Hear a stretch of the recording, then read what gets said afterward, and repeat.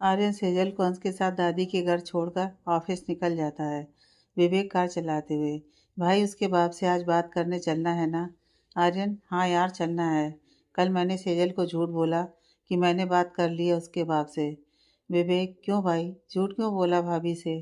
आर्यन, वो दादी के घर रहने से डर रही थी, कहीं रोहन ना आ जाए वहाँ पर। विवेक, ओके भाई, वैसे देख लो, ये कमीना टेढ़ी चीज है, बाप से मानने वाला नहीं है। आर्यन मुस्कुराते हुए, देख मेरा असूल है, पहली और लास्ट वार्निंग देना, उसके बाद कोई मुझे कुछ नहीं कह सकता।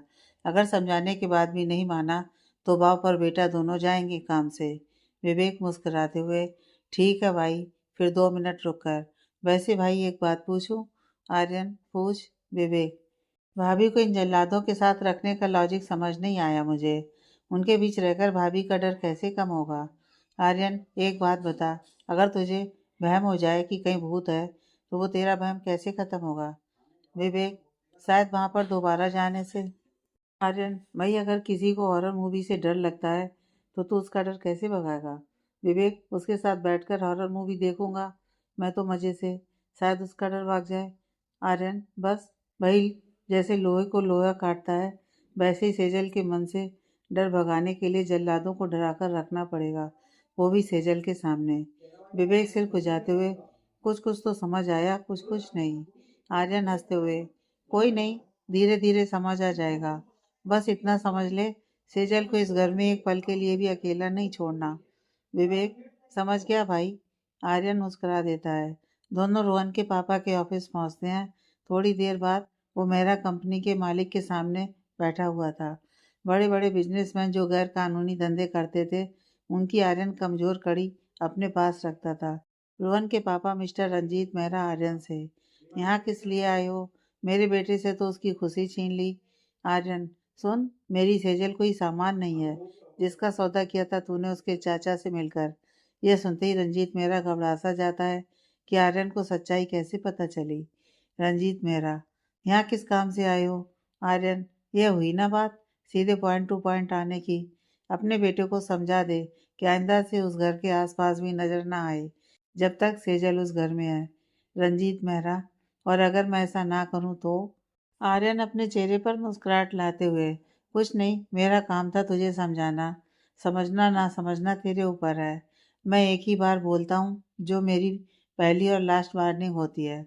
उसके बाद नतीजा तेरे सामने होगा, और उस नतीजे का कारण सिर्फ तू होगा, मैं नहीं। रंजीत मेहरा, क्या कर लोगे तुम? मुझे डराने की जरूरत नहीं है, मैं किसी की धमकी से डरने वाला नहीं हूँ, समझा? आर्यन, मैं डराना भी नहीं चाहता, बस समझाना मेरा काम है कि अगर तेरा बेटा मेरी सेजल के आसपास भी भटका तो आंखें नोच लूंगा उसकी, ये याद रखियो। और तुझे पूरी तरीके से बर्बाद करने के लिए मेरे पास एक एक सबूत है। रंजीत मेहरा थोड़ा घबराते हुए, कि कैसे सबूत? आर्यन विवेक को इशारा करता है। विवेक कुछ पेपर्स रंजीत मेहरा के सामने रखता है। रंजीत मेहरा वह पेपर्स पढ़कर एकदम से घबराते हुए खड़ा हो जाता है। उसके पसीने छूटने लगते हैं। बड़ी बड़ी आंखों से आर्यन को देखता है। रोहन मेहरा घबराते हुए, यह सब तुम्हारे पास कैसे, तुम्हें कैसे पता चला? आर्यन अपने चेहरे पर मुस्कुराहट लाते हुए, आर्यन, तुम जैसे लोगों की कड़ी अपने पास रखता है, यह सिर्फ कॉपी है तुझे दिखाने के लिए, ओरिजिनल मेरे पास ही है। तो अब जो तुझे सही लगे तो वो कर, और मुझे जो सही लगेगा मैं वह करूँगा। बोलकर खड़ा होते हुए, और हाँ, तेरा बेटा जिंदा है आज सिर्फ और सिर्फ सेजल की वजह से, वरना जो हरकतें उसने सेजल के साथ की हैं, बचता नहीं वो मेरे हाथों से। मेरे ऊपर इल्ज़ाम भी उसी ने सेजल के हाथों लगवाया। मन तो करता है जिंदा गाड़ दूं तेरे बेटे को, पर सिर्फ सेजल को बुरा लगेगा, वो डरती है, सिर्फ और सिर्फ इसलिए जिंदा है। तेरा बेटा, यह याद रखियो, इसलिए आखिरी वार्निंग दे रहा हूँ, अपने बेटे की लगाम कस ले, सेजल को उसकी वजह से खरोच तक नहीं आनी चाहिए। आर्यन विवेक की तरफ देखते हुए, चल, अपना काम हो गया, यहाँ टाइम वेस्ट नहीं करना हमें। और विवेक और आर्यन वहां से निकल जाते हैं। रंजीत मेहरा वहीं चेयर पर दम से बैठ जाता है। आर्यन ऑफिस न जाकर किसी काम से बाहर गया हुआ था, वहीं से सीधा दादी के घर पहुंच गया। रात को खाने के वक्त विवेक, अंश, आर्यन और सेजल और दादी डाइनिंग टेबल पर बैठे थे। सेजल ने सबके लिए खाना बनाया था। थोड़ी देर में विक्रम भी आ गया। आर्यन उसे देखते हुए, तू यहाँ क्या कर रहा है? विक्रम आर्यन को घूर कर देखता है, फिर ताना मारते हुए, अच्छा जी, खुद तो भाभी के हाथ का टेस्टी खाना खाओ और मुझे वहाँ पर अकेला छोड़ दिया होटल का खाना खाने के लिए। मैं भी यहीं रहूँगा, मैं भी यहीं भाभी के हाथ का खाना खाऊंगा। आर्यन, फिर ऑफिस में कौन रहेगा? विक्रम, भाई मैं कोई चौकीदार हूँ? मैं नहीं रुक रहा वहाँ अकेला, मुझे डर लगता है। आर्यन हंसते हुए, गन किस लिए रखता है अपने पास? विक्रम बच्चों के जैसे जिद करते हुए, मैंने बोल दिया ना मैं यहीं रुकूंगा तो यहीं रुकूंगा, मुझे भाभी के हाथ का ही खाना खाना है। दादी और सेजल मुस्कुरा देते हैं। दादी, बैठ जाओ बेटा, यहीं रहना तुम। विक्रम मुस्कुराते हुए एक चेयर पर बैठ जाता है। आर्यन, बैठ जा, खा ले, रह लियो तू भी यहीं। थोड़ी देर में विनय, निर्मला और कामना भी खाना खाने आ जाते हैं। सेजल सबको खाना डालती है। आर्यन सेजल से, सबको खाना डालने की ज़रूरत नहीं है, हम चारों और दादी को डालो और अपने लिए बस। निर्मला और कामना की तरफ देखते हुए, बाकी जिसको खाना खाना है वह अपने आप खाना बनाए। निर्मला तंज कसते हुए, अच्छा जी, हमारे घर का खाना खा रहे हो और हमें ही खाने नहीं दे रहे। आर्यन, पैसे लिए हुए हैं तुमने मुझसे, ज़्यादा शौक है तो इस खाने का पैसे काट लेना, हम समझेंगे हम होटल में रह रहे थे। मेरी बीवी तुम लोगों के लिए खाना नहीं बनाएगी। विजय, तू शायद भूल रहा है कि तेरी बीवी हमारी भतीजी है, इस घर की बेटी है, हमारा पहला हक है उसके ऊपर तुझसे पहले। आर्यन को यह सुन गुस्सा आ जाता है। उसे सेजल का उस दिन का डरा हुआ चेहरा याद आ जाता है। उसे एक एक बात याद आने लगती है जो विवेक ने बताई थी। आर्यन की आंखों में खून उतर आता है। आर्यन टेबल पर हाथ पटक कर खड़ा होकर विजय को घूरते हुए, बेटी, भतीजी, इसका मतलब जानता है तू? क्या कहा तूने बेटी? इसके साथ तूने कभी निभाया है बेटी का रिश्ता? बेटी छोड़, भतीजी की बात करता है। भतीजी कौन होती है ये बता। भतीजी को कोई मारता है जिस तरीके से तूने मारा था? आर्यन के चेहरे पर गुस्सा साफ नजर आ रहा था। उसका मन करता है कि अभी के अभी विजय का गला दबा दे। वो गुस्से से विजय की तरफ बढ़ने लगता है। सेजल आर्यन का हाथ पकड़ लेती है।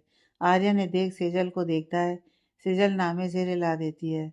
आर्यन गुस्से से विजय की तरफ देखते हुए, इसकी वजह से तुम चारों यहाँ बैठे हो, वरना ऐसा गायब करता कि पता भी न चलता कि किसी को कि कहाँ गए। बोलकर गुस्से से सेजल का हाथ झटक वहां से निकलकर ऊपर चला जाता है। विजय, निर्मला और कामना वहां से उठकर चले जाते हैं। दादी के चेहरे पर यह देख सुकून आ जाता है। सेजल, ये तो गुस्सा हो गए। विवेक, भाभी, इन्हें अब आप ही मना सकती हो। वैसे तो हमेशा सिर्फ ऋषभ भाई ही मना पाते हैं इन्हें गुस्से में, पर अब आपसे ही मानेंगे। दादी, जा सेजू, बेटा तू उससे बात कर, हम खाना खा लेंगे। अंश, हाँ भाभी, हम खाना डाल लेंगे, आप भाई से बात करो, वरना गुस्से में पता नहीं कितनी स्मोकिंग करते हैं। सेजल, नहीं, मैं डाल देती हूँ। सेजल सबको खाना परोस कर आर्यन के पास जाती है। आर्यन छत के एक कोने में खड़ा सिगरेट पी रहा था। सेजल थोड़ा डरते हुए आर्यन के पास पहुंचती है। आर्यन सेजल को देख सिगरेट लिए खड़ा हो जाता है। आर्यन सेजल से गुस्से में, क्यों रोका मुझे? आज इस विजय का सिर फोड़ देता मैं। सेजल की नज़र सिगरेट पर जाती है, पर वो कुछ नहीं बोलती। आर्यन सिगरेट नीचे फेंक कर अपना पैर उसके ऊपर रख बुझा देता है। सेजल, खाना खा लीजिए। आर्यन, मन नहीं है। सेजल, प्लीज। आर्यन गुस्से से सेजल को दोनों बाजुओं से पकड़ते हुए, क्यों बर्दाश्त करती हो इन लोगों को? ना ही खुद जवाब देती हो और ना ही मुझे देने देती हो। सेजल एकदम से घबरा जाती है। उसकी आंखों में आंसू आ जाते हैं। आर्यन सेजल के आंसुओं को देख सेजल को छोड़ उसकी तरफ पीट करके खड़ा हो जाता है। उसे अपने ऊपर गुस्सा आता है। आर्यन वैसे ही पीट किए हुए, जाओ यहाँ से।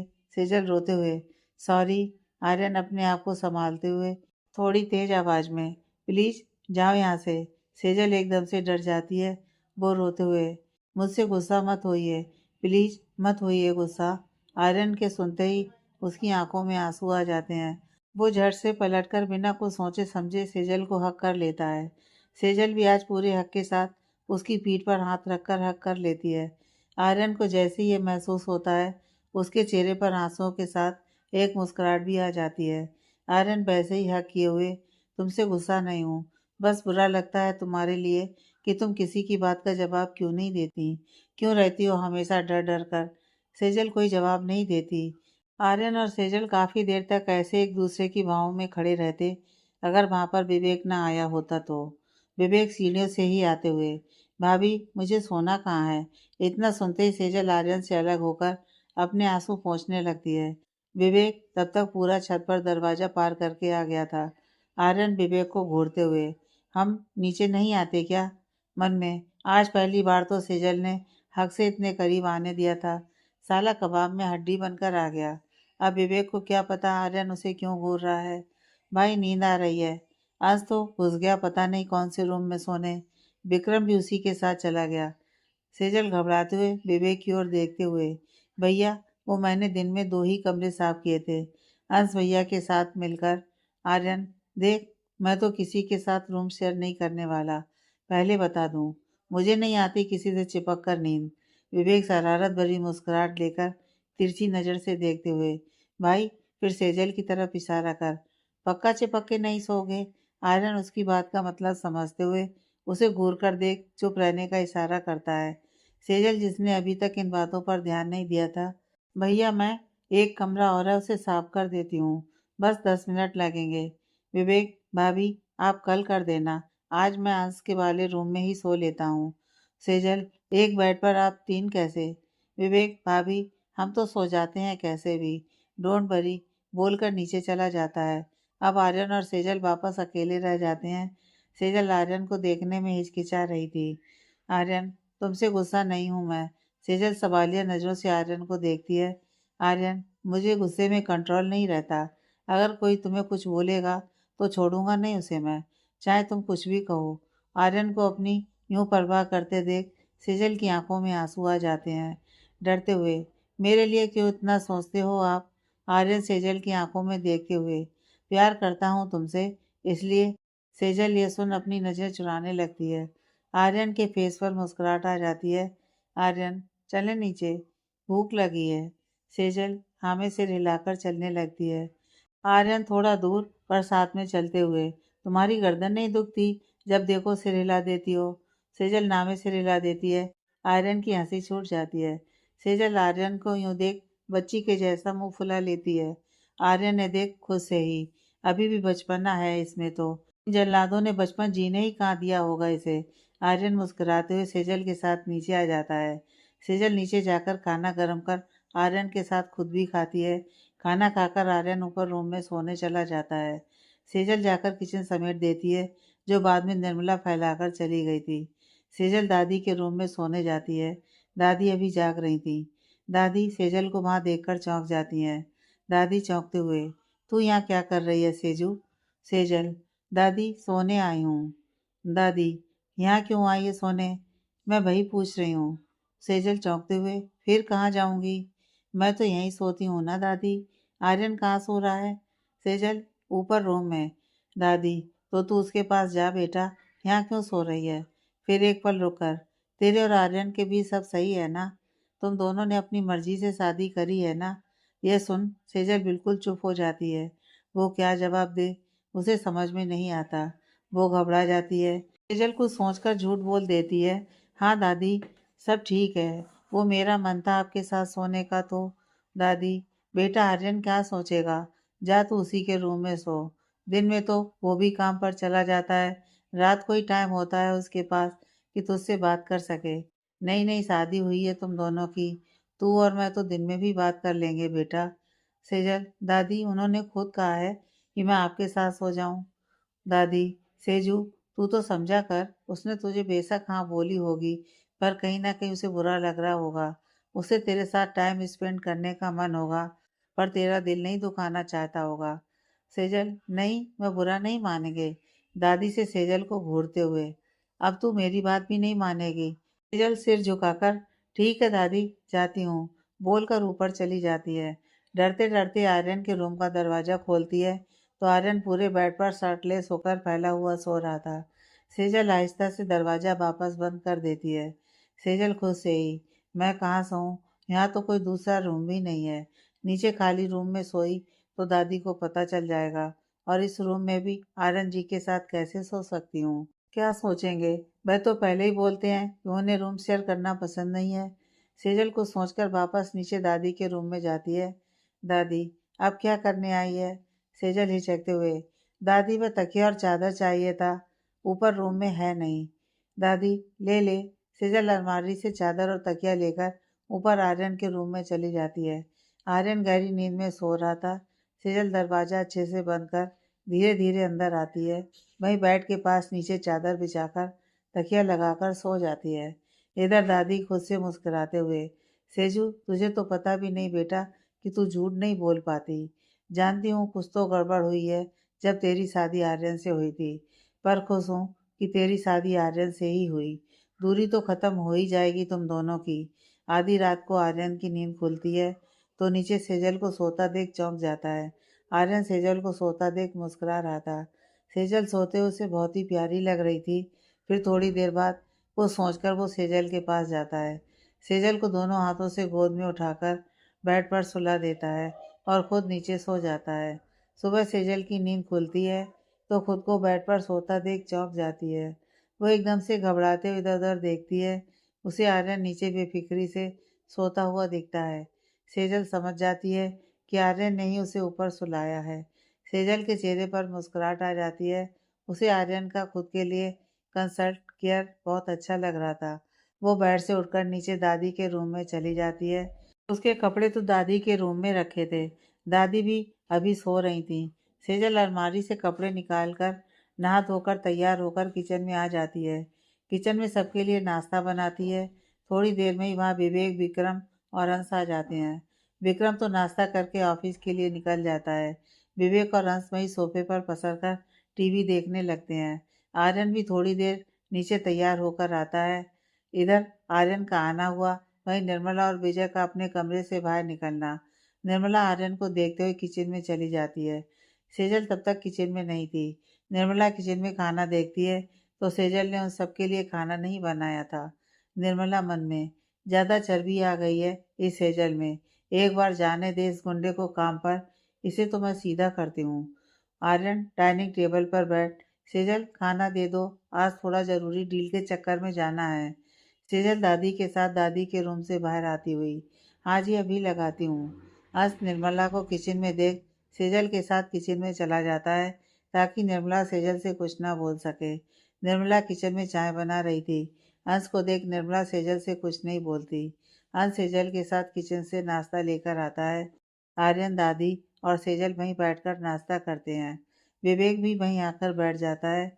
सेजल वहीं सोफे पर बैठते हुए निर्मला को आवाज़ लगाकर, जल्दी नाश्ता दे दो, मुझे जाना भी है, रोज़ लेट कर देती हो।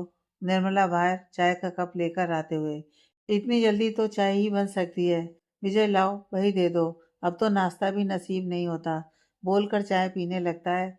सेजल एक प्लेट में पराठे डालकर विजय को देने लगती है तो आर्यन सेजल के हाथ से प्लेट छीन लेता है।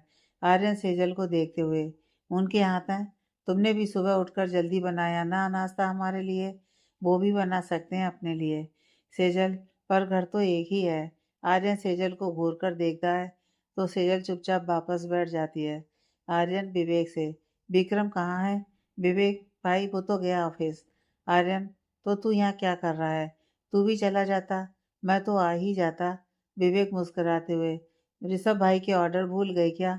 आर्यन चिढ़ते हुए, पूछ सेजल से, अब तो मैं कोई स्पीड से कार नहीं चलाता।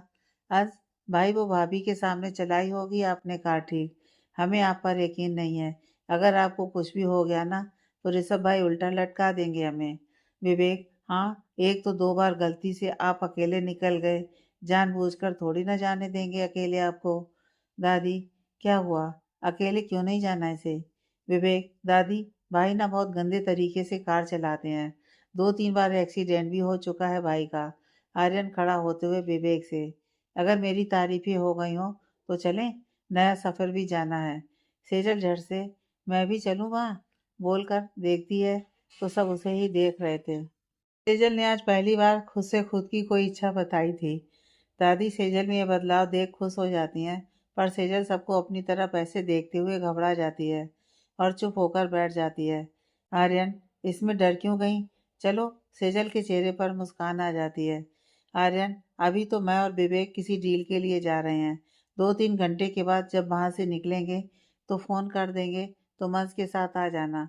सेजल हाँ में से रिला देती है। आर्यन और विवेक वहाँ से चले जाते हैं। अंश दादी और सेजल से बात करने लग जाता है। विजय भी अपने ऑफिस के लिए निकल जाते हैं। कामना अपने रूम में चिल्लाते हुए, मम्मी नाश्ता मिलेगा आज? निर्मला सेजल को घूरते हुए, आकर खुद बना ले, मेरे पैर में दर्द है। कामना रूम से बाहर आते हुए, रहने दो, अब तो कोई नाश्ता भी नहीं मिलता यहाँ, कॉलेज में ही खा लूंगी कुछ, बोलकर बिना किसी की तरफ देखे घर से बाहर निकल जाती है।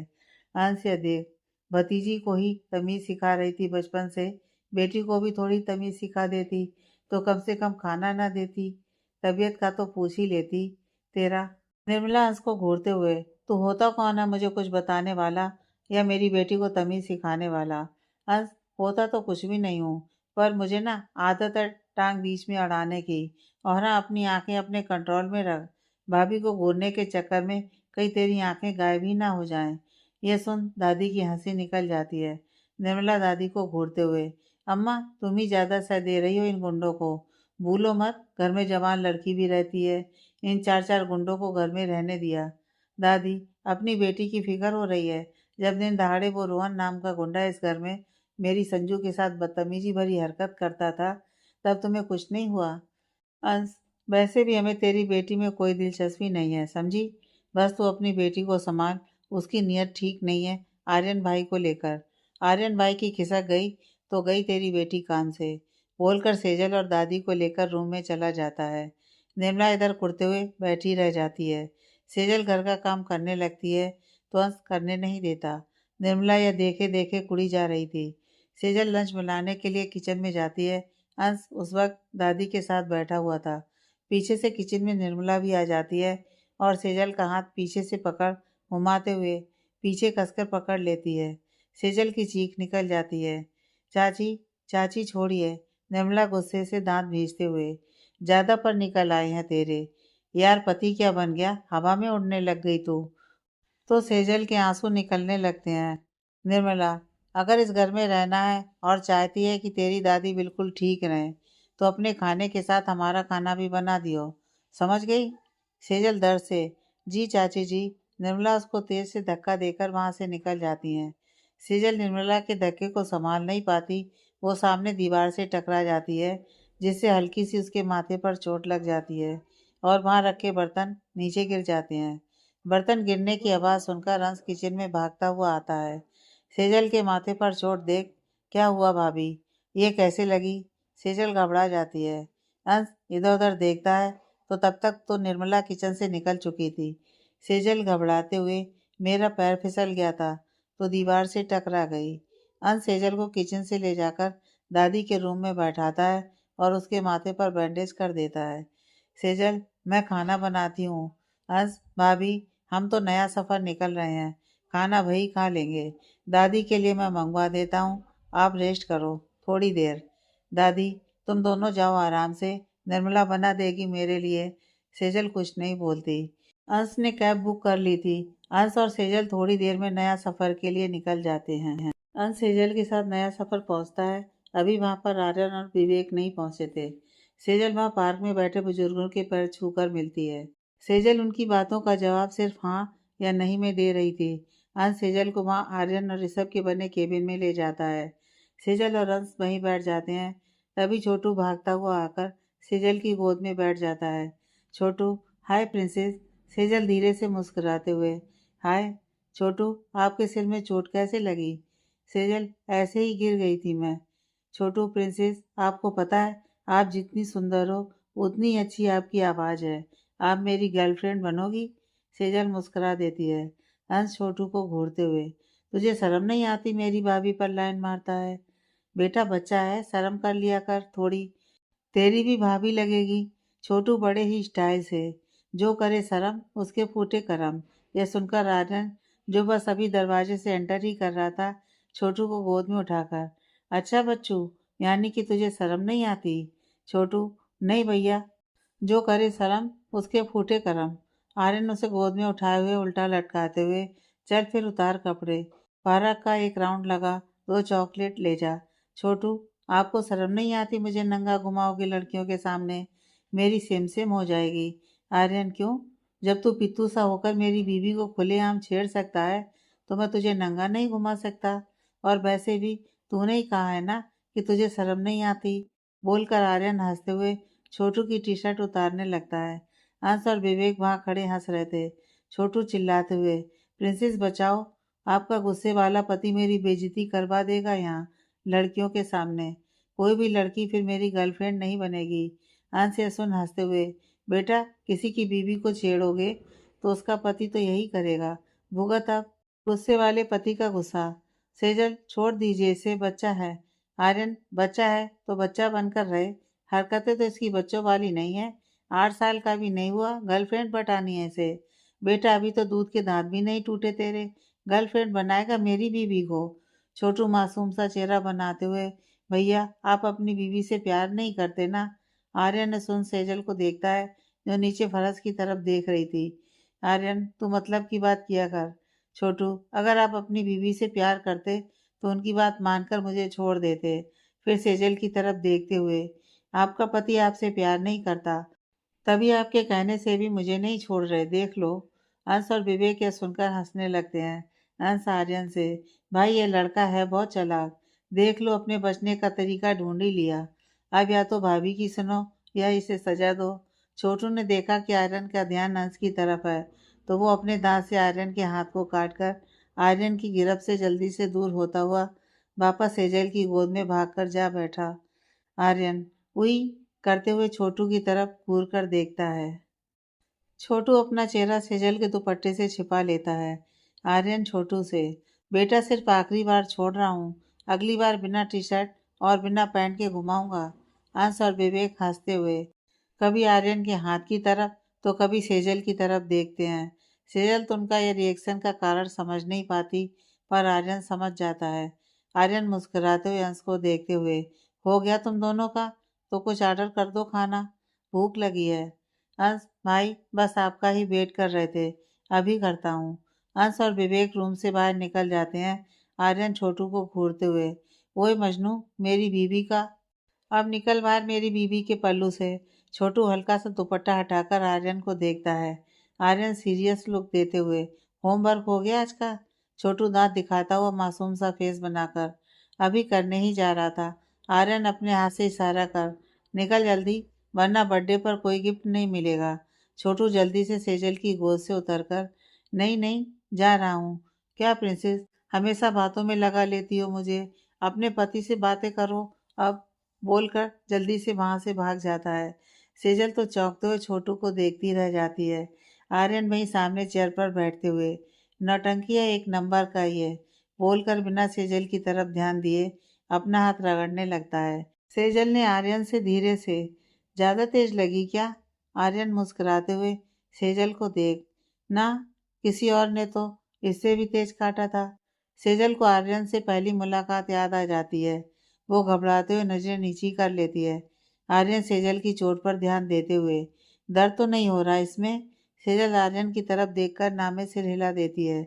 आपको कैसे पता? आर्यन, अंश ने फोन पर बता दिया था।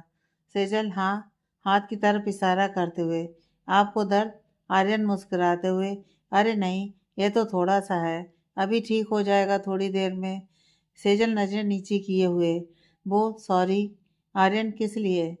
सेजल, वो मैंने भी, जो आपको, बोलते हुए हिचकिचाती है। आर्यन मुस्कुराते हुए, उसके लिए मत बोलो सॉरी बस। सेजल अजीब नजरों से आर्यन को देखती है। आर्यन कुछ और बोलता उससे पहले ही अंश और विवेक अंदर केबिन में खाना लेकर आ जाते हैं। चारों खाना खाकर थोड़ी देर वहीं का काम देखते हैं। उन्हें वहां से निकलते निकलते रात के 8 बज जाते हैं। रास्ते में आर्यन विवेक से, एक काम कर, किसी रेस्टोरेंट के सामने रोक लियो, खाना बाहर ही खा लेंगे और दादी के लिए ले जाएंगे। विवेक, ठीक है भाई। इतने में अंश के फोन में विक्रम का फोन आता है। अंश फोन पिक करता है। अंश, हाँ विक्रम, कहाँ घूम रहे हो तुम सब? मैं और दादी अकेले बोर हो गए हैं। अंश, तू घर पहुंच गया? विक्रम, तो ऑफिस में बैठकर चौकीदारी करूं क्या रात को? अंश आर्यन से, भाई विक्रम तो घर पहुंच गया। आर्यन कुछ सोचकर उससे फोन लेते हुए, सुन एक काम कर, मैं थोड़ी देर में तुझे रेस्टोरेंट का एड्रेस भेजता हूँ, तू दादी को लेकर वहीं पहुंच, आज सब बाहर ही खाना खाएंगे। सेजल धीरे से, मैं घर जाकर बना दूंगी जल्दी से, ज्यादा टाइम नहीं लगेगा। आर्यन सेजल को घूर कर देखता है। सेजल जल्दी से खिड़की से बाहर देखने लगती है। आर्यन वापस विक्रम से फ़ोन पर। ठीक है विक्रम, ठीक है भाई। आर्यन फ़ोन काटकर अंश को फ़ोन वापस देते हुए, कौन से रेस्टोरेंट जा रहा है? विक्रम को मैसेज कर दे। अंश ठीक है भाई, थोड़ी देर में सब रेस्टोरेंट पहुंचते हैं। चारों बैठकर दादी और विक्रम का वेट करते हैं। विक्रम दादी को लेकर रेस्टोरेंट पहुंचता है। दादी चेयर पर बैठते हुए आर्यन से, अरे मुझे बुड्ढी को क्यों बुला लिया? मैं घर पर ही खा लेती खाना। आर्यन दादी को देखते हुए, इस मामले में आपकी पोती आपके ऊपर ही गई है। दादी हंसने लगती हैं। सेजल नजरें नीची कर बैठ जाती है। विक्रम हंसते हुए, भाई दादी तो आ ही नहीं रही थी, जबरदस्ती गोद में उठाकर कार में बिठाया है। यह सुन सेजल मुस्कुरा देती है और बाकी तो खुलकर हंसने लगते हैं। खाना खाते हुए दादी, पता है बस सेजल के मम्मी पापा के साथ आई थी बाहर खाना खाने या घूमने। अब तो घर से भी नहीं निकल सकती। आर्यन तो दादी, हम भी तो बच्चे हैं आपके, अब हमारे साथ आना। दादी मुस्कुरा देती हैं। सब खाना खाकर घर के लिए निकलते हैं। अंश, विवेक, विक्रम और दादी एक कार से आते हैं। आर्यन और सेजल एक कार से। कार में चुप्पी छाई हुई थी। सेजल खिड़की से बाहर का नजारा निहार रही थी और हमारे आर्यन भाई कार चलाते चलाते बीच बीच में चोरी छिपे सेजल जी को निहारने में लगे हुए थे। आर्यन को जैसे कुछ याद आता है, चुप्पी तोड़ते हुए, हाँ ये बताओ, रात को तुम तो दादी के रूम में सोने गई थी ना? फिर रूम में कब आई और नीचे फर्श पर क्यों सो रही थी? सुबह सब वहीं बैठे थे इसलिए नहीं पूछा था उस वक्त। सेजल, वो दादी ने सोने नहीं दिया रूम में, बोल रही थी कि अब आपके साथ, बोलकर नजरें नीची कर लेती है। आर्यन, ओके, तो तुम बोल देती ना कि मैंने ही बोला है। सेजल, बोला था पर दादी नहीं मानी और उन्हें मैं सच नहीं बता सकती। आर्यन, कोई नहीं, फिर एक काम करना, तुम ऊपर वाले रूम में सो जाना, मैं अंश विवेक के साथ रूम शेयर कर लूँगा। सेजल डरते हुए, अगर चाची या किसी और ने देख लिया तो वो दादी को ज़रूर बता देंगे। आर्यन, उनकी तो ऐसी की तैसी। कुछ देर रुककर, ठीक है घर जाकर देखते हैं क्या करना है। सेजल हाँ में सिर हिला देती है। दोनों घर पहुंचते हैं। तब तक सब पहले ही घर पहुंच चुके अपने अपने कमरे में सोने चले गए। आर्यन सेजल के साथ था इसलिए स्लो ड्राइव करके आया था, तो लेट पहुंचे थे ये घर। आर्यन सेजल को बोलकर ऊपर रूम में चला गया। सेजल दादी के रूम में जाकर कपड़े चेंज करती है। दादी अभी जाग रही थी। दादी सेजल से, कपड़े भी ऊपर ही ले जा, बार बार ऊपर नीचे करती रहती है। सेजल, जी दादी, बोलकर अपने कपड़ों का बैग उठाकर आर्यन के रूम में ले जाती है। आर्यन अभी रूम में नहीं था। सेजल बाथरूम की तरफ देखती है तो दरवाजा अंदर से बंद था। सेजल समझ जाती है कि आर्यन बाथरूम में है। सेजल वहीं बैग रख एक तरफ बैठ जाती है। आर्यन चेंज करके बाथरूम से बाहर आता है। सेजल को बैग समेत बैठा देख हंसते हुए, दादी ने आज कपड़ों समेत रूम से बाहर धक्का दे दिया। सेजल बच्चों के जैसा मुंह बनाते हुए आर्यन की तरफ देखती है। आर्यन, मजाक कर रहा हूँ, एक काम करो, तुम बेड पर सो जाओ, मैं नीचे सो जाता हूँ। सेजल, नहीं, आप ऊपर बेड पर सो जाइए, मुझे आदत है, मैं नीचे सो जाऊंगी। आर्यन, बोला ना मैंने, तुम ऊपर बेड पर सो जाओ। सेजल, नहीं, आप सो जाइए। आर्यन, मैं जो बोल रहा हूँ तुम वह मानो। सेजल, नहीं प्लीज, मेरी वजह से आप क्यों नीचे सोएंगे? आर्यन, तुम्हारे लिए कुछ भी। सेजल चौंकते हुए आर्यन को देखती है। आर्यन बात बदलते हुए, मेरा मतलब है कि एक लड़के के होते हुए तो अच्छा नहीं लगता कि कोई लड़की नीचे सोए, और हम दोनों तो बेड पर नहीं सो सकते ना, इसीलिए बोल रहा हूँ। सेजल, आप ऊपर ही सो जाइए प्लीज। आर्यन सेजल को घूरते हुए देखता है, थोड़ा स्ट्रिक्ट होते हुए, बोला ना ऊपर सो, मेरी बात समझ में नहीं आती क्या? सेजल डर के मारे जल्दी से हाँ में सिर हिला बेड के एक कोने में जाकर सिमट कर सो जाती है। आर्यन नीचे बिस्तर लगाकर सो जाता है। सेजल को यह बात बिल्कुल भी अच्छी नहीं लग रही थी, पर वो डर के मारे कुछ नहीं बोलती। अगले दिन अंश दादी के साथ रूम में बैठा था। सेजल किचन में डिनर की तैयारी कर रही थी। निर्मला किचन में आते हुए, आजकल बड़ा बाहर घूमने को मिल रहा है, वो भी एक नहीं चार चार यारों के साथ। मजे हैं तेरे तो, अब तो तेरे यार तुझे काम भी नहीं करने देते। वैसे तो तू मनहूस है, पर इस मामले में लकी निकली। सेजल की आंखों में यह सुनकर आंसू आ जाते हैं। पर अंश जो निर्मला को देख उसके पीछे पीछे किचन में आ गया था, गुस्से से, ओए तेरी हिम्मत कैसी हुई भाभी से इस तरह से बात करने की? निर्मला अपने चेहरे पर कुटिल मुस्कुराहट लाते हुए, लो, मैं बोल भी नहीं सकती, तुम चारों मजे ले सकते हो। अंश निर्मला की तरफ गुस्से से बढ़ते हुए। अगर तू औरत ना होती ना तो बताता तुझे, अपनी बेटी के बारे में बोला कर ये बातें, समझी? अंश गुस्से से सेजल का हाथ पकड़ दादी के रूम में ले जाता है। सेजल ऊपर रूम में बैठे हुए रो रही थी। चाची ने उसे मनोज पहले भी कई बार बोला था, पर आज उसे चाची की बात बहुत बुरी लगी थी। किसी भी लड़की के लिए उसके कैरेक्टर पर उंगली उठाना उसे बुरा लगेगा ही। अंश ने आज खाना बाहर से ही मंगवा लिया था। आर्यन रात को विवेक और विक्रम के साथ घर आया। आर्यन भाई दादी के रूम में बैठते हुए, सेजल कहाँ है? अंश भाई, आप ऊपर एक बार भाभी से जाकर बात कर लो। आर्यन चौंकते हुए, तबीयत ठीक है उसकी? दादी उसे सारी बात बता देती है। आर्यन को बहुत तेज गुस्सा आता है। वो गुस्से से बाहर आता है। अंश, विवेक और विक्रम उसके पीछे पीछे भागते हैं। निर्मला, कामना, विजय और विनय खाना खाकर हॉल में बैठे हुए थे। आर्यन ने गुस्से में वहां रखे सामान फेंकने शुरू कर दिए। सामान फेंकते हुए आर्यन के हाथ में कांच के टुकड़े जो टेबल के थे वो चुभ गए। आर्यन ने उसकी कोई परवाह नहीं की। अभी वो गुस्से में पागल हो रहा था। सिर्फ 2 मिनट के अंदर हॉल तहस नहस हो चुका था। सेजल आवाज सुनकर भागते हुए नीचे आई। आर्यन के गुस्से को देख वो घबराते हुए एक तरफ खड़ी हो गई। विजय गुस्से से चिल्लाते हुए, क्या कर रहा है ये गुंडागर्दी कहीं और दिखाया कर। तेरे बाप ने नहीं दिए इन महंगे सामानों के पैसे। आर्यन गुस्से से अपनी गन निकाल विजय के ऊपर तानते हुए, खबरदार जो मेरे बाप के बारे में एक शब्द भी मुंह से निकला तो तेरी जवान खींच लूंगा। और तेरे बाप ने कौन से दिए हैं? अब तक सेजल का ही खा रहा है ना तू? निर्मला को घूरते हुए, तेरी हिम्मत कैसे हुई मेरी सेजल के करेक्टर पर उंगली उठाने की? अपनी बेटी के यारों की डिटेल चाहिए तुझे? यह सुन निर्मला चिल्लाते हुए, चुप कर, जो मेरी बेटी के बारे में एक लफ्ज। आर्यन गुस्से से पागल विजय को छोड़कर निर्मला का गला पकड़ते हुए, अपनी बेटी प्यारी है? तेरी हिम्मत कैसे हुई मेरी सेजल और मेरे भाइयों के बारे में कुछ भी बोलने की? भाभी शब्द का मतलब जानती है तू? भैया बोलती है सेजल उन्हें। अरे तू क्या जानेगी भाई शब्द का मतलब, जो अपनी खुद की लड़की के होने के बावजूद दूसरे की लड़की का सौदा। यह बोल। आर्यन को एहसास होता है कि वहां पर सेजल भी खड़ी है, इसलिए अपनी बात बीच में ही रोक देता है। तू औरत है इसलिए छोड़ रहा हूँ, सिर्फ सामान तोड़कर, वरना मेरे हाथ से तू टूटती आज। निर्मला, इतना दर्द हो रहा है अपनी बीवी के लिए तो क्यों रह रहा है यहाँ? चला जा। आर्यन सेजल की तरफ देखता है जो अब अपने रूम में वापस जा चुकी थी। आर्यन निर्मला की तरफ घूरते हुए, मुझे भी शौक नहीं है तुम्हारे साथ इस घर में सेजल को रखने का या खुद तेरी शक्ल देखने का। जो भी तुम लोगों ने मेरी सेजल के साथ किया है ना, उसका बदला लेने के लिए रुका हूँ। विजय की तरफ देखते हुए, अगर 10 दिन में मेरे 25 लाख नहीं दिए तो इस घर से चलते, वरना तुम चारों। विजय, ये क्या बकवास है? घर अम्मा के नाम पर है और इस घर की कीमत 25 लाख नहीं है, समझा? करोड़ों का मकान है ये। आर्यन, अच्छा।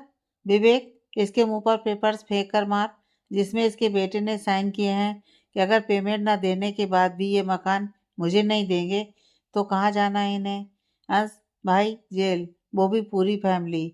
यह सुन विजय, निर्मला, विनय और कामना के पैरों तले जमीन खिसक जाती है। विनय हकलाते हुए, मैंने ऐसे कोई पेपर्स पर साइन नहीं किए। आर्यन, पता है, साबित कर दियो कोर्ट में कि तूने साइन नहीं किए। अंश भाई, इन लोगों के क्या मुंह लग रहे हो? आप भाभी को देखो। आर्यन चारों को घूरते हुए ऊपर चला जाता है। चारों विजय के रूम में चले जाते हैं। अंश, विवेक और विक्रम दादी के साथ खाना खाते हैं। आर्यन सेजल के रूम में पहुंचा तो सेजल बेड के पीछे की तरफ एक कोने में नीचे दोनों घुटने के बीच अपना चेहरा छिपाए बैठी रो रही थी। आर्यन सेजल के पास वहीं बैठते हुए, क्यों ध्यान देती हो उस मोटी की बातों का? सेजल अपना चेहरा ऊपर कर आर्यन को देखती है। उसके आंसू बहे जा रहे थे, पर वो कुछ नहीं बोलती। आर्यन हिचकिचाते हुए सेजल के थोड़ा करीब आकर उसके आंसू पोंछते हुए, अब रोने की बारी इन जल्लादों की है, तुम्हारी नहीं। सेजल की नज़र आर्यन के हाथ पर जाती है जहाँ से खून निकले जा रहा है। सेजल घबराते हुए आर्यन का हाथ पकड़कर अपनी चुन्नी से उसका खून साफ करने लगती है। आर्यन मुस्कुराते हुए, वैसे तो मैंने मूवीज में ये देखा कि लड़कियां अपना दुपट्टा लड़के की चोट पर पट्टी बांधने के लिए यूज करती हैं, वो भी जंगल में या आसपास कोई चीज ना हो बांधने लायक तो। पर हम तो घर में ही बैठे हैं, इसे तुम कॉटन से भी साफ कर सकती थी। इतना अच्छा दुपट्टा खराब कर दिया। सेजल एकदम से घबराते हुए, सॉरी सॉरी, अभी लेकर आती हूँ कॉटन। आर्यन सेजल से। मजाक कर रहा हूँ। इतना जल्दी क्यों सीरियस ले लेती हो? सेजल रोते हुए। सही कहती हैं चाची, मैं मानूसी हूँ। मेरी वजह से कितनी बार आपको चोट लगी है। आर्यन गुस्से से। चुप, एक लफ्ज और नहीं। किसने कहा तुम मनहूस हो? और मुझे कब लगी चोट तुम्हारी वजह से? सेजल रोते हुए। पहले भी तो कॉलेज में उस लड़के को मारते वक्त आपके हाथ में चोट लग गई थी। आज फिर मेरी वजह से आपके हाथ में खून निकल रहा है। मेरी वजह से मैं आपकी ज़िंदगी में बोझ बन गई।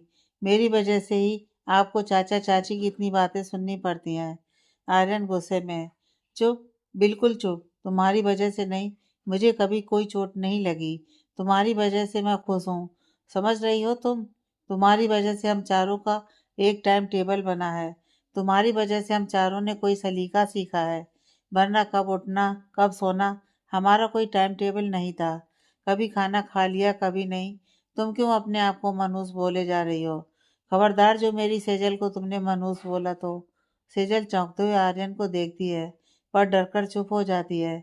आर्यन कुछ देर बाद। एक मिनट, तुम्हें अगर उस वक्त मेरी चोट का बुरा लगा था तो तुमने उस वक्त क्यों नहीं पूछा? फिर थोड़ा गुस्से में मुंह फुलाते हुए। तब तो तुम उस लड़के को बचाने में लगी हुई थी। सेजल, आपसे डर लग रहा था। आर्यन थोड़ा मायूसी से। मैं डराता हूं ना तुम्हें? सेजल आर्यन का हाथ पकड़। नहीं। आर्यन सेजल को देखता है। सेजल झट से हाथ छोड़ देती है। आर्यन चलो, खाना खाओ। सेजल, मेरा बिल्कुल भी मन नहीं है। आर्यन चलो ना प्लीज, मुझे भूख लगी है। सेजल ज्यादा इनकार नहीं कर पाती। सेजल खड़े होते हुए। एक मिनट। सेजल नीचे दादी के रूम से फर्स्ट एड बॉक्स लाकर आर्यन के हाथ में पट्टी बांधती है। आर्यन का दिल तो गार्डन गार्डन हो रहा था। जिस शख्स से सेजल ने बिना डरे उसका हाथ पकड़ बैंडेज बांध दी थी। बैंडेज बांधने के बाद दोनों खाना खाने नीचे जाते हैं। खाना खाकर वापस ऊपर रूम में आ जाते हैं। सेजल बेड के एक कोने में लेटी हुई थी। आर्यन नीचे बिस्तर लगाकर लेट जाता है। आर्यन को थोड़ी देर बाद सेजल की हल्की हल्की सिसकियों की आवाज़ आती है। आर्यन लाइट जलाकर सेजल के पास जाता है तो सेजल जल्दी से आंसू पोंछ लेती है। आर्यन सेजल को देखते हुए। क्या हुआ? फिर से मोटी की बात दिल पर लगा ली? सेजल रोते हुए बड़ी ही मासूमियत से। नहीं, आपकी। आर्यन चौंकते हुए। हे, मैंने क्या बोला? सेजल थोड़ा सा रूठते हुए। आप भी मुझे ही डांटते रहते हैं। आर्यन, मैंने कब डांटा तुम्हें? सेजल, मैंने जब आपको बोला कि आप बेड पर सो जाओ तो। आर्यन मुस्कुराते हुए। हाँ तो इतना तो हक दिखा सकता हूँ ना? सेजल, तो मैं भी हक दिखा सकती हूँ ना? प्लीज आप बेड पर सो जाइए ना। आर्यन चौंकते हुए। तुम इस बात पर रो रही थी? सेजल, मुझे अच्छा नहीं लग रहा कि आप नीचे सो रहे हैं। आर्यन, 2-4 दिन की बात है और इतनी इतनी बातों पर कौन रोता है? बुद्धू। मुस्कुराते हुए आर्यन अपनी उंगली से सेजल के गाल को टच करता है। चलो सो जाओ। सेजल, आप बेड पर। आर्यन, नहीं, मेरे होते हुए तुम नीचे नहीं सोओगी। सेजल उदास होकर नजर नीची कर लेती है। आर्यन को ये अच्छा नहीं लगता। आर्यन, वैसे मेरे पास एक और रास्ता है, अगर तुम्हें बुरा न लगे तो। सेजल धीरे से। क्या? आर्यन, फिल्मी आइडिया। सेजल चौंकते हुए। कैसा फिल्मी आइडिया? आर्यन, बीच में पिलो रख देते हैं। एक साइड तुम सो जाओ, दूसरी साइड पर मैं। पर अगर तुम कंफर्टेबल हो तभी। सेजल कुछ सोचते हुए। पर आप तो उस दिन बोल रहे थे कि आपको ऐसे बेड शेयर करके नींद नहीं आती। आर्यन चौंकते हुए सेजल को देखता है। सेजल मासूमियत से आर्यन की तरफ ही देख रही थी। आर्यन मन में। उन लंगूरों के साथ बेड शेयर करने को मना किया था, बीवी के साथ थोड़ी ना। अब इसे यह भी समझाना पड़ेगा। सोचते हुए मुस्कुरा देता है। सेजल डरते हुए। आप हंस क्यों रहे हैं? आर्यन, कुछ नहीं, बस ऐसे ही। बोलकर खड़ा होकर बेड के बीचों बीच तकिया रख पार्टीशन कर एक तरफ लेट जाता है। सेजल भी आराम से दूसरी तरफ सो जाती है। आर्यन क्योंकि सेजल के बगल में सोया था तो वो शर्ट नहीं उतारता। अब सेजल तो सो गई, पर आर्यन को बेचैनी हो रही थी। सेजल के सोते ही आर्यन शर्ट उतारकर वापस नीचे फर्श पर बिस्तर लगाकर सो जाता है। सुबह सेजल की नींद खुलती है तो आर्यन को नीचे सोता देख उसे बुरा लगता है। सेजल, मुझसे झूठ बोला, मेरे सोते ही वापस नीचे सो गए। थोड़ी देर सेजल वैसे ही बैठी, फिर नहाने चली जाती है। नहाकर सेजल आती है तो आर्यन उठकर बेड पर बैठा हुआ। उसने शर्ट पहन ली थी। सेजल आर्यन से बिना कुछ बोले तैयार होकर नीचे चली जाती है। आर्यन खुद से। आज इसने कुछ बोला भी नहीं, ना ही मेरी तरफ देखा। मैंने तो शर्ट भी पहन ली, फिर गुस्सा है मुझसे? नहीं, ये गुस्सा तो नहीं हो सकती। क्या पता नाश्ता बनाने में लेट हो रहा हो, इसलिए चली गई हो, जल्दी में बात ना की हो। सोचते हुए बाथरूम में घुस जाता है। नीचे अभी सिर्फ सेजल आई थी। सेजल के किचन में आते ही निर्मला, जो सेजल के ही आने का वेट कर रही थी, निर्मला उसके सामने कुछ बर्तन रख देती है। निर्मला, अपना नाश्ता बनाएगी तो पहले इसमें हमारे लिए बनाकर रख दियो, समझ गई? सेजल डरते हुए हाँ में सिर हिला देती है। निर्मला वापस अपने कमरे में चली जाती है। सेजल नाश्ता बनाकर निर्मला के दिए गए बर्तन में अलग डालकर रख देती है। थोड़ी देर बाद विवेक, विक्रम और अंश नीचे डाइनिंग टेबल पर आ जाते हैं। सेजल दादी को लेने रूम में आती है तो दादी बाहर आ रही थी। सेजल उन्हें लेकर बाहर आती है। सब नाश्ता कर लेते हैं सिवाय सेजल के। वो आर्यन का वेट कर रही थी। थोड़ी देर में ही आर्यन ऊपर से आता है। इधर सेजल उसे खाना डालने लगती है। उतने में ही निर्मला विजय के साथ रूम से बाहर आती है। विजय सोफे पर बैठ जाते हैं। निर्मला किचन में जाकर चाय बनाकर, जो नाश्ता सेजल ने बनाकर रखा था, वो लाकर विजय को देती है। आर्यन ने देख रहा था। आर्यन सेजल की तरफ देखते हुए, तुमने इस मोटी के लिए नाश्ता बनाया? सेजल हकलाते हुए, वो। आर्यन गुस्से से खड़ा होकर सेजल को घूरते हुए, सिर्फ हाँ या ना में जवाब दो। सेजल, हाँ। आर्यन बिना कुछ बोले तेजी से वहां से घर से बाहर निकल जाता है। पीछे पीछे विवेक और विक्रम भी भागते हुए जाते हैं। सेजल रोते हुए ऊपर रूम में चली जाती है। अंश फोन कर ऋषभ को सब बता देता है। आर्यन गुस्से में ऑफिस पहुंचता है। ऋषभ तब तक ऑफिस पहुंच चुका था। आर्यन ऑफिस में जाकर सीधा ऊपर चला जाता है। ऋषभ के साथ विक्रम और विवेक भी ऊपर रूम में पहुंच जाते हैं। आर्यन वहां दीवान पर बैठा हुआ था, ऋषभ उसी के सामने बैठते हुए। कर आया सेजल पर गुस्सा? आर्यन गुस्से से, तो क्या करता जब उसे मना किया हुआ है कि उन कमीनों के लिए खाना नहीं बनाना, तो क्यों बनाती है?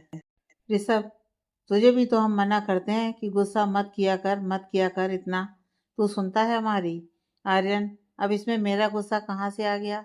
ऋषभ, पहले तो तू ना ठंडा हो जा, फिर समझेगा मेरी बात। आर्यन मुंह सड़ाते हुए अंदर रूम में जाकर दरवाजा बंद कर लेता है। ऋषभ विवेक से, एक तो पता नहीं इसका गुस्सा कब शांत होगा, गुस्से में तो किसी की भी नहीं सुनता। विवेक, भाई थोड़ी देर बाद आकर बात करते हैं। ऋषभ, हाँ चल, अभी तो पेंडिंग वर्क निपटाने हैं, बाद में निपटते हैं इससे और इसके गुस्से से। सब नीचे ऑफिस में आकर अपने काम करने लग जाते हैं। काफ़ी देर बाद विक्रम ऋषभ से, भाई आर्यन भाई को जाकर समझाओ, अंश फ़ोन करे जा रहा है उन्हें, पर वो फ़ोन नहीं उठा रहे। ऋषभ, क्यों, ऐसा क्या ज़रूरी काम है अंश को?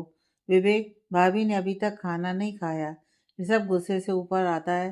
पीछे पीछे विक्रम और विवेक भी आते हैं। ऋषभ दरवाज़ा पटकते हुए, खोल दरवाज़ा जल्दी। आर्यन दरवाज़ा खोलकर चिल्लाते हुए, क्या है? किसकी अम्मा को तेल लेने जाना है जो ऐसे दरवाज़ा पीट रहा है? ऋषभ आर्यन को गुस्से से घूर कर देखता है। विवेक, भाई अंश का फ़ोन आया है, भाभी ने खाना नहीं खाया अभी तक, ऊपर रूम में बैठी रो रही हैं। आर्यन गुस्से से, अब उसने खाना क्यों नहीं खाया अभी तक? ये अच्छा है पहले खुद गलती करो, फिर खुद ही खाना ना खाओ। ऋषभ गुस्सा होते हुए, तू भी तो गुस्से में खाना छोड़ कर आ गया। आर्यन, तो मैं तो खा लेता ना यहाँ। ऋषभ, अब उस बेचारी को तो नहीं पता ना, उसे तो यही लगा होगा कि तू उसकी वजह से भूखा है। आर्यन उन्हें घूरते हुए देखता है। ऋषभ, यार तू थोड़ा अपना गुस्सा शांत कर, उसे प्यार चाहिए, तेरे गुस्से से और डर जाती है वो। आर्यन, जानता हूँ ऋषभ, तो क्यों करता है ऐसी हरकत? उस दिन तूने खुद कहा था कि वो बर्तन गिरने से ही कितना डर गई थी, तो सेजल के मन में डर एकदम से तो नहीं निकलेगा, ऊपर से तू भी चिल्ला कर आ गया। आर्यन बिना कुछ बोले नीचे निकल जाता है। कार की चाबी उठा, कार में बैठकर निकल जाता है। जब तक ऋषभ नीचे आया, आर्यन जा चुका था।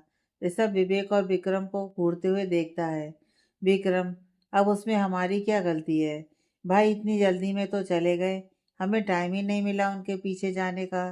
ऋषभ आर्यन को कोसते हुए, इस लड़के का कुछ नहीं हो सकता, जब देखो फुल स्पीड से गाड़ी चलाता है। विवेक, पर भाई भाभी के साथ जाने से तो आप मना नहीं करते। ऋषभ, उसे सेजल की फिक्र है, इसलिए उस वक्त गाड़ी संभाल कर चलाता है। विवेक, ये तो है। ऋषभ सोच में डूब जाता है। आर्यन दादी के घर पहुंचता है। उसे सेजल नीचे कहीं नहीं दिखती। अंश दादी के रूम में बैठा हुआ था। आर्यन अंश से, सेजल कहाँ है? अंश, भाई ऊपर। आर्यन बिना कोई और बात किए ऊपर चला जाता है। सेजल ऊपर भी रूम में कहीं नहीं दिखती। वह छत पर जाता है तो सेजल एक कोने में बैठी हुई थी। आर्यन सेजल से, चलो उठो। सेजल चौंकते हुए आर्यन को देखती है। आर्यन, मैंने कहा उठो। सेजल नजरें नीचे कर लेती है। मैं नहीं उठूंगी। आर्यन ने सुनकर चौंकते हुए, क्यों? सेजल बिना आर्यन की तरफ देखे, मुझे आपसे बात नहीं करनी। यह सुनकर आर्यन के चेहरे पर एक मुस्कुराहट आ जाती है कि सेजल गुस्सा करना भी जानती है। आर्यन सेजल का हाथ पकड़कर उसे खड़ा करता है। सेजल नीचे फर्श पर ही देख रही थी।